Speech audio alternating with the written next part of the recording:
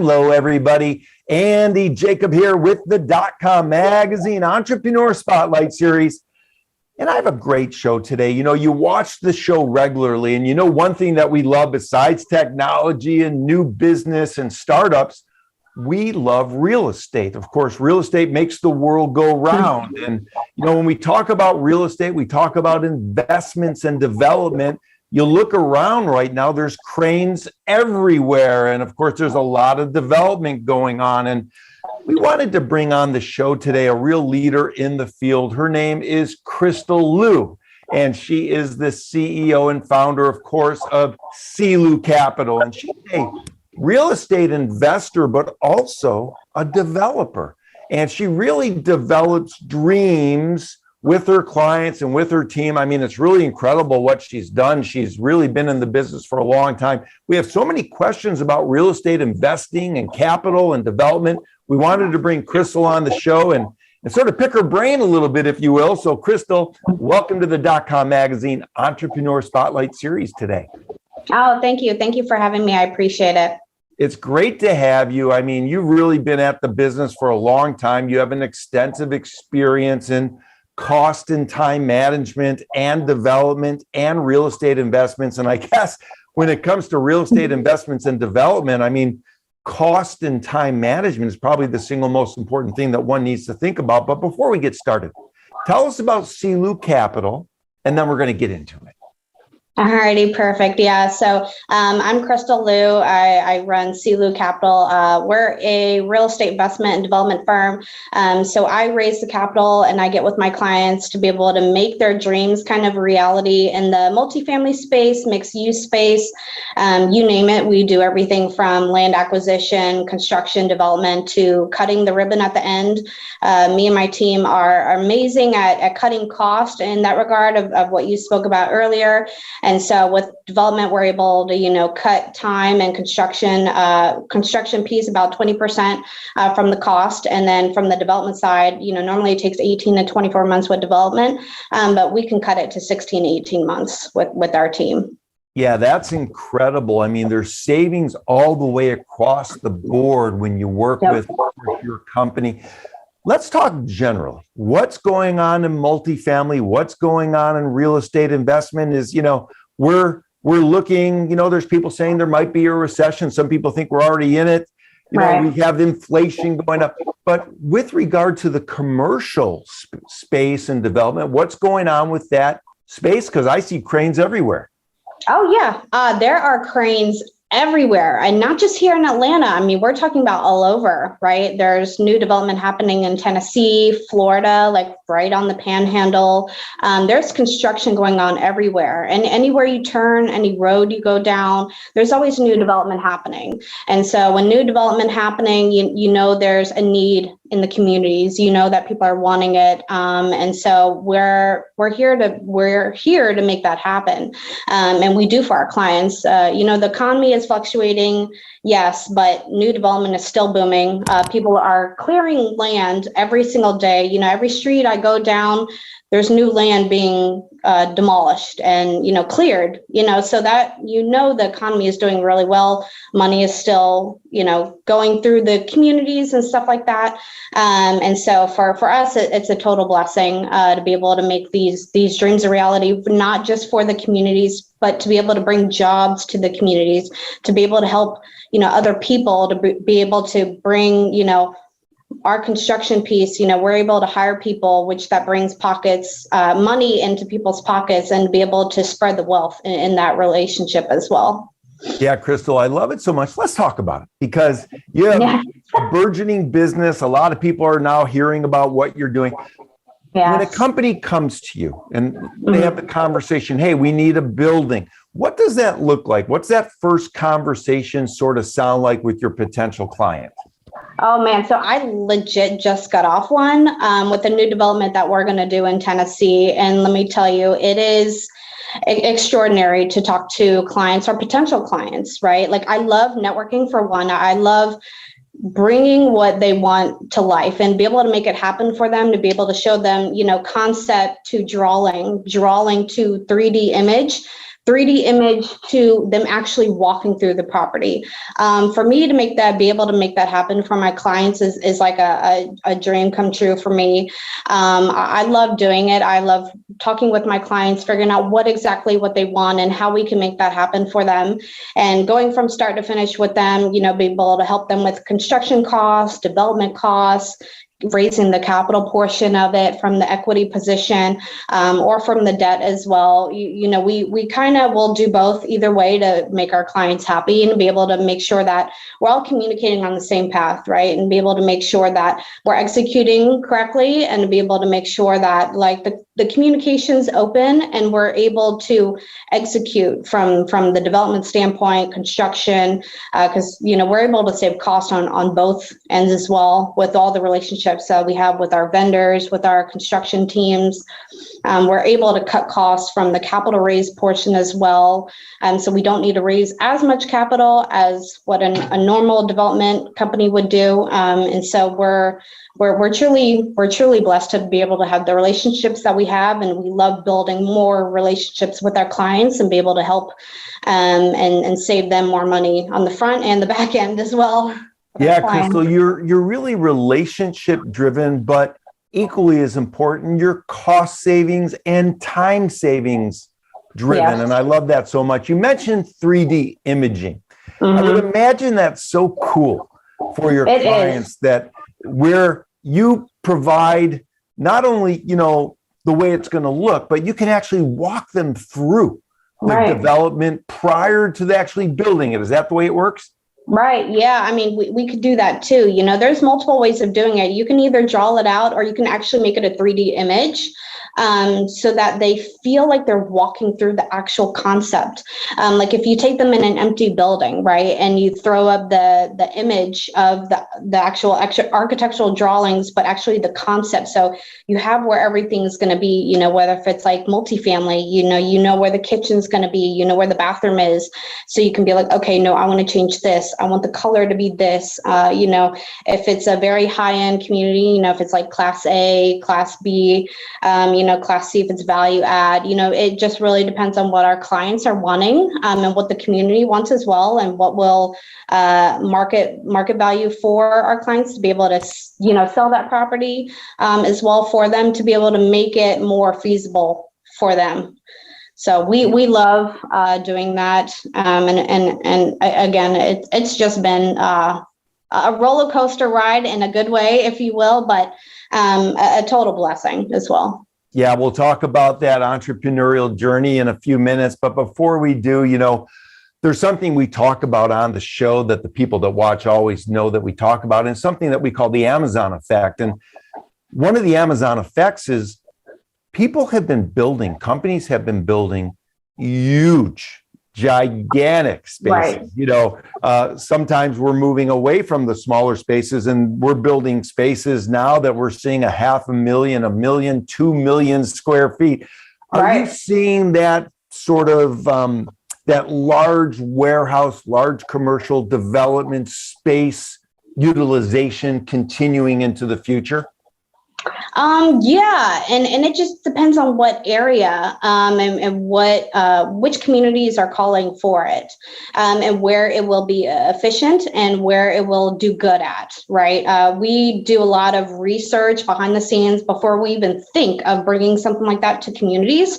And so we'll do a lot of research on the back end and make sure that this is what, from a political and government standpoint, this is kind of what they're wanting in their communities.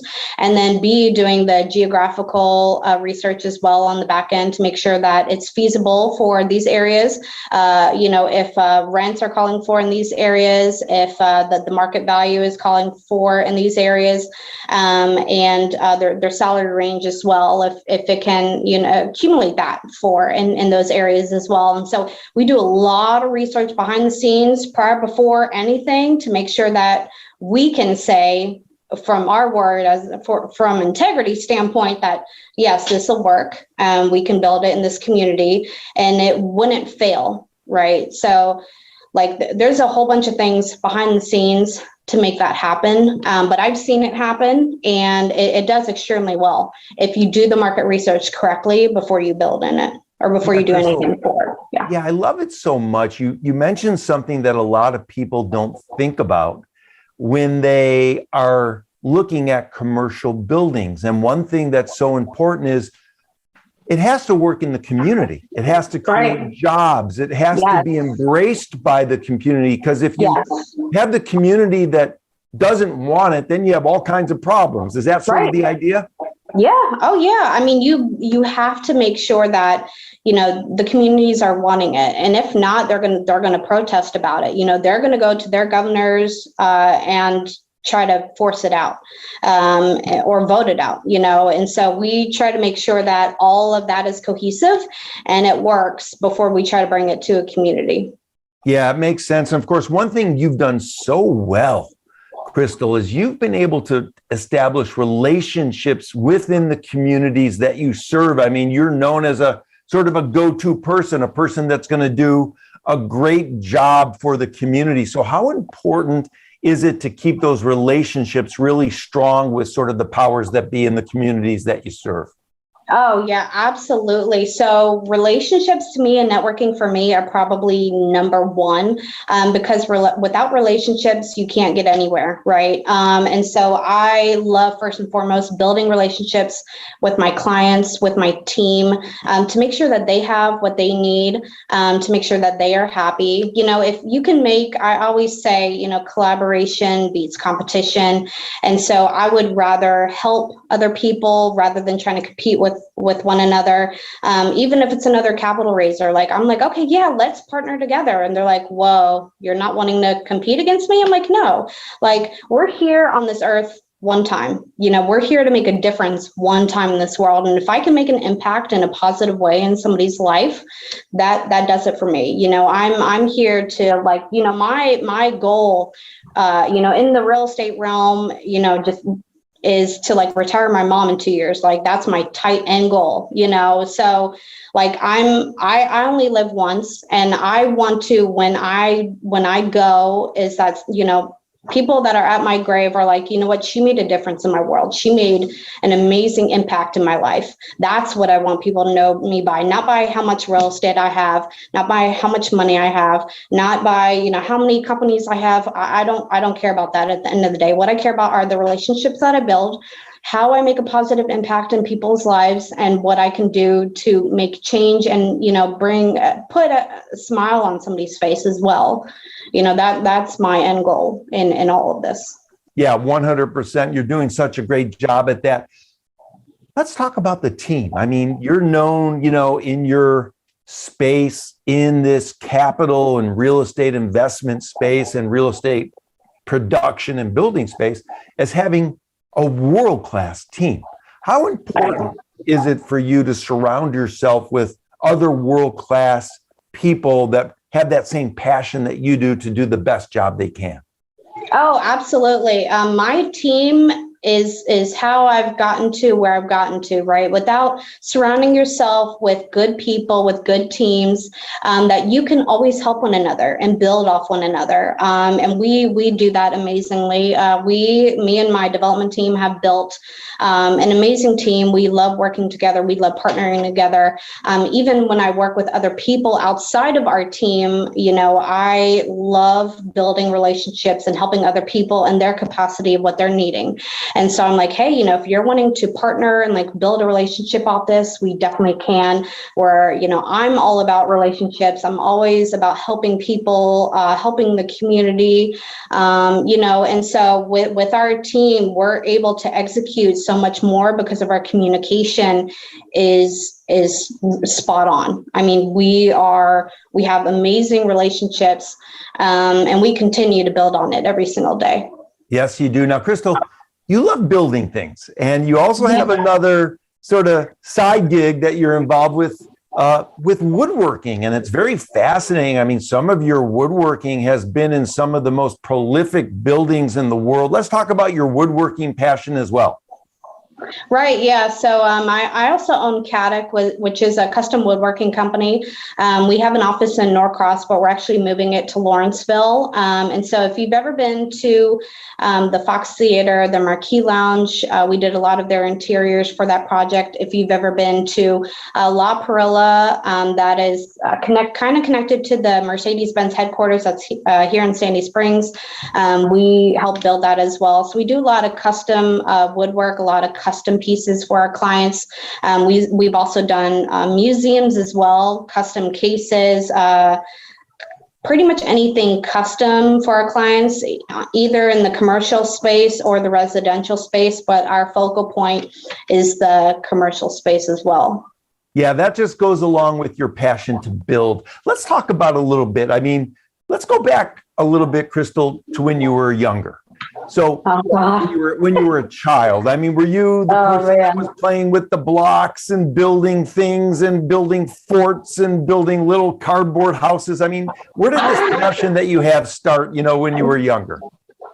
Yeah, so my passion, actually, when I was younger, I was a competitive gymnast from like when I was 5 till a teenager. And so I've always had that drive, that ambition. And, I did do some building stuff. I was more so like a tomboy back in the day. So I loved, mudding and four-wheeling. Actually, I still do. And, playing tackle football with the guys and girls in my neighborhood, climbing trees, building stuff out of mud and sand, so I've always had a passion, for that as well as a child and as a teenager. And then when I got older, I got into heavy lifting, like bodybuilding, lifting. And so all of that energy that I had from gymnastics, after I got out, I transported that into the gym. And so now I just lift crazy heavy weight, which I love. And then, read books and always learning and trying to educate myself. Cause, I'm not always trying to be, the smartest person in the room. I'm always trying to learn and develop myself and help other people along on my journey, as well. Yeah, I love it, of course. Now let's talk about it. You were a competitive gymnast when you were younger. I always like bridging someone's early experience to their entrepreneurial experience. So what did you learn from being a competitive gymnast about teamwork and individualism and working hard to drive toward a goal that you've brought to, of course, CLou Capital now with your real estate investments and developments? Right. So with gymnastics, it's very competitive. So, going from being highly competitive and training like from 3 p.m. till 9 p.m. at night, every single day, nonstop. There's no break. There's no, hey, I sprained an ankle. No, you're still going to do what you're doing. You can do bars instead. You're not using your feet, right? So there's no excuses. And so I feel like all of that, like hard work, dedication, relentless pursuit, never giving up, drive kind of helped me to where I'm at now. And I thank my mom for that, because she's the one who put me in gymnastics, actually, because I was doing back handsprings, mind you, in my living room, and I put my foot through the glass window, and my mom was like, yeah, I think it's time for me to get you into a gym. And so then she took me to the Roswell Gymnastics Center, and I absolutely fell in love. And I was there for a very long time, and I loved it. And so all of that, hard work, training, determination, trying to work as a team, because, we had girls of like 10 to 15 girls. And so we all collaboratively had to work together to make our overall score as a team work so that we can win championships. And so we won multiple championships. I did as well individually, but we all collaboratively try to help one another, to build one another, whether if it was, in a competition, we would cheer each other on to help one another. Or, when we were training every single day, we were always encouraging one another and helping one another to grow and succeed in what we were doing. I love it. I love it, Crystal. It makes all the sense in the world that you've learned all of that and brought that to your entrepreneurial journey. Let's talk about your passion also about giving back. I mean, throughout your career, you've always believed in giving back. You mentioned your mother, of course, a couple times during the interview. Let's talk about how important it is to give back, not only to the community, but to your family as well as part of your entrepreneurial journey. Oh yeah, God, you're going to get me emotional. So yeah, my like I said before, my end goal in all this was to retire my mom in 2 years. That's what I told her. Because she, worked her butt off for me and for my sister when we were little. And so, my mom and dad split when we were young, and she always wanted a house. She always wanted water features, and she's been in the condo since we were born. She hasn't been able to move, and so I was like, you know what, you've bust your butt for me my whole entire life to get to the point of where I'm at now. And so if I can give that back twofold, that's all I want. I don't care if I retire. I will work until I'm in the grave. I love what I do, right? So if I'm able to help my mom and retire her, give her the dream house that she wants with the waterfall features that she absolutely loves, and to help my sister with her 2 little kids, Caleb and Zoe, that are 10 and 5 now, to help her as well with her kids, because she's a single mom as well, and so to be able to help her too, and then outside of that, me and a veteran partner of mine are going to build a veterans facility to be able to help veterans and to be able to help from the trauma that they occurred in the battle and the fight that they had. And so we're looking at acreage right now to be able to build upon it. And we're trying to gather other veterans to be able to help with the word, to spread the word. We'll raise the capital portion of it because we do a very good job at that part. But we're trying to build a facility to be able to help them heal, not just give them some pill and okay, be gone. No, actual healing, a trauma place to be able to help them mentally, physically. Because, when they go from a high alert place, out in the battlefield, and then they go to friends and family and kids, it's hard. That transition period is hard for them. And, they have PTSD, they have traumas as well, just like we all do, right? We all have traumas that we've occurred as children. And, it's hard to heal if you don't know how. And, having the right people in place, having, the right communities, the right people around you to be able to make that and execute it and make it happen. So, we're going to try to build a facility out in the mountains so that they have a calm place to be able to heal and to be able to get back on track so that they can live with their loved ones. And, because we know a lot of them together that have committed suicide and, that they take their own lives because they don't know how to deal with all the trauma that they've occurred, but they still see the visions in their head. And so, once we do that, 10% from both of us, actually, so that'd be 20% together. We would be donating back the proceeds back to help veterans and to give back to the communities in that portion as well. So powerful. Of course, we love what you're doing to help the veterans work to heal. I mean, it makes all the sense in the world. Now, before I let you go, let's talk about entrepreneurship. We have some younger entrepreneurs that watch the show. Maybe you could share what it takes to get through a tough time. Oh, man. Yeah, maybe you could share what it takes to get through a pothole in the road so you could give back to the entrepreneurial community and let them understand how important it is to keep on pushing when you hit those roadblocks. Oh, yeah, God. I could go on that subject for hours probably because I've been there. I've hit so many potholes. I've had people tell me I can't do it. I'm not good enough. I'm just a woman. You're not good enough to do this. You should go back to corporate. I've been put in a hole mentally where people have told me that I'm not good enough. I'm not smart enough. I'm not pretty enough, whatever the case may be. And they try to put me down because they see my potential.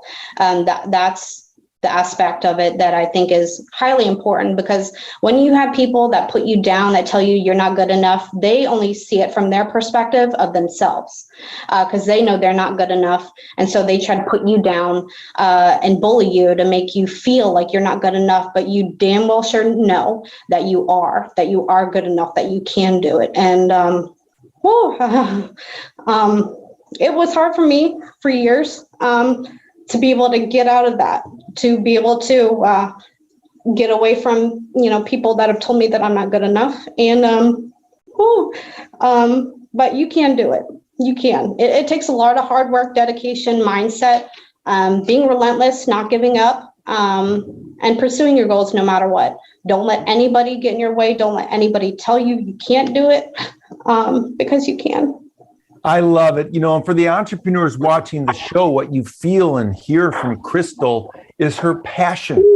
And when you feel and hear passion from an entrepreneur, what happens is that makes the entrepreneur better. And I know that in all of your interactions that you have with all of your investors and the people that you're developing, product for, and all your commercial development, they understand and feel that passion from you. So for the entrepreneurs watching the show, I would imagine that Crystal's, TED Talk or Crystal's book is going to be called "You Are Good Enough." So I love it so much. Crystal, you're a real, sort of woman of the 21st century. You're doing it all. You've got the CLou Capital. You've got the, woodworking company. You're helping give back to the community. You're giving back to your family. You're doing such a great job, and you're really becoming sort of a name brand yourself in this space. So congratulations so much. I'm so happy you shared about your journey and shared about your business with us on the .com Magazine Entrepreneur Spotlight Series today. Thanks so much for coming on the show. Thank you. I appreciate it.